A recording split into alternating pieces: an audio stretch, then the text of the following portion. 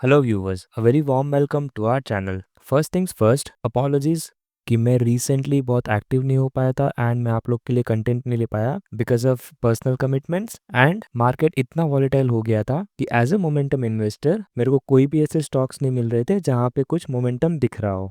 As per माई investment style मेरे को stock में एंट्री लेट होगा तो चलेगा, बिकॉज जब भी स्टॉक में मोमेंटम आएगा तो वो बहुत ही जल्दी अपने टारगेट्स को अचीव कर सकता है। I don't like to sit on my investments for long time and edge momentum investing उसमें मेरा मनी रोल होते रहना चाहिए। दैट्स द रीज़न बहुत टाइम से मेरे को कोई ऐसे स्टॉक्स नहीं मिल रहे थे जहाँ पे मेरे को अच्छा सा मोमेंटम दिख रहा हो या जहाँ पे मेरे को कॉन्फिडेंस आ रहा हो कि मैं आप लोग के लिए कंटेंट लेके आओ। Recently when I was scanning few of the stocks, मेरे नज़र में दो ऐसे रिवर्सल स्टॉक्स आ रहे हैं जहाँ पे रिस्क टू रिवॉर्ड बहुत ही फेवरेबल हो रहा है।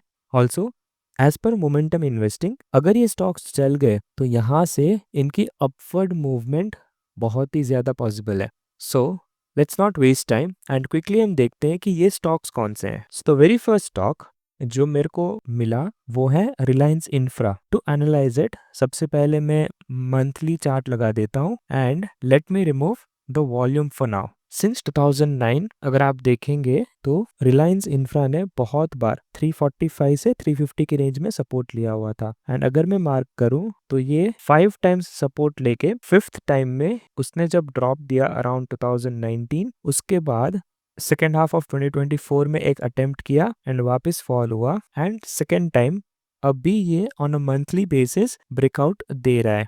Let's convert this chart back into weekly so that हम अपना एनालिसिस क्लियरली कर पाए।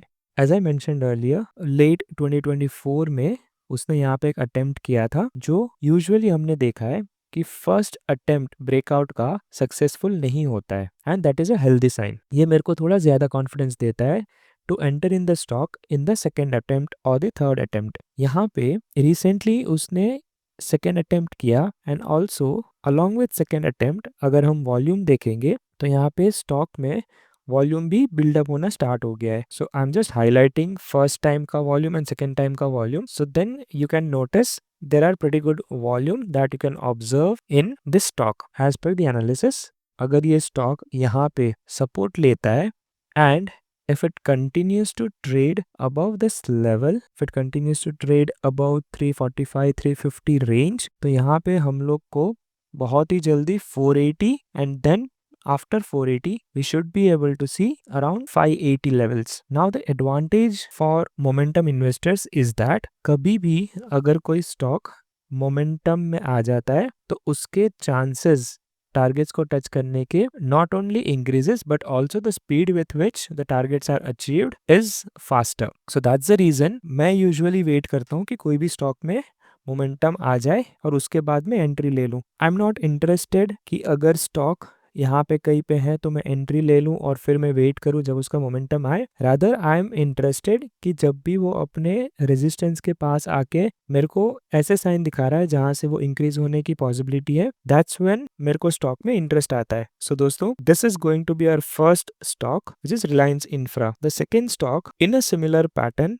वो है MMTC। Now the difference in Reliance and MMTC is that MMTC ने एक बार अपना ब्रेकआउट दे दिया था in the year of 2024 and it gave a very high returns from 65 to 130, which was almost 100% in a matter of time, and this is what I talk about when I say momentum investing। after 2024 जुलाई जब markets volatile हो गए and the market started falling, ये stock में भी correction आया and if you see stock fell from 130 से लेके 50 तक आ गया था। नाउ एट 50 उसने अपना एक बेस क्रिएट किया। Once the base was created, recently अगर हम देखेंगे तो लास्ट वीक उसने बहुत ही बेहतरीन ब्रेकआउट दिया है along with one of the highest volume that we have seen in the last 6 to 7 years। So ये स्टॉक में मेरा कॉन्फिडेंस और भी ज्यादा हो जाता है। Now how to trade this stock is very simple. अपना एंट्री जितना भी ये लेवल के नजदीक होगा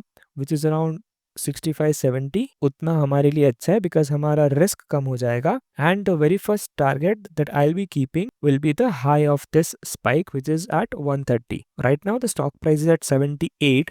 सो अगर मैं रिस्क टू रिवॉर्ड भी देखता हूँ तो 8 रुपीज़ का मेरा रिस्क आएगा एंड फ्रॉम 80 से 130 it's gonna be 50 rupees as a reward. Now the difference that I was talking about, Reliance Infra breakout दे रहा है whereas MMTC has come for the retest। सो दोस्तों before I wind up please do remember, money भाई कहता है अगर आपने money भाई को काम पे नहीं लगाया, अगर आपने मनी भाई से काम नहीं कराया, तो मनी भाई आपके पास से जीवन भर काम कराते रहेंगे। सो दोस्तों मनी भाई को काम पे लगाओ, मनी भाई से काम कराओ, ताकि आपको जीवन भर काम ना करना पड़े। आज के लिए बस इतना ही दोस्तों। Thank you so much, take care.